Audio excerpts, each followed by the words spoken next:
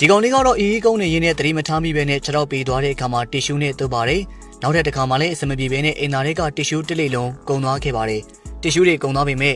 အေးတွေပင်နေတဲ့ပင်ကတော့မပြောင်းသေးပဲနဲ့ဘေးအင်တာကသူစီကနေတစ်ရှူးလှမ်းပြီးတော့တောင်းပါတော့တယ်ဘေးအင်တာကသူကနှက်ချက်တက်ပြီးတော့ရုပ်ရှင်ကြည့်နေတော့ကောင်လေးတောင်းတာကိုမကြားပါဘူးအဲ့တော့ကောင်လေးကတိတ်တိတ်လေးတစ်ရှူးလှမ်းယူဖို့လုပ်ပြီးမယ်လေဝါတို့ကြီးကကောင်လေးရဲ့လက်ကိုတွေ့တဲ့အခါမှာရိုက်ချလိုက်ပါတော့တယ်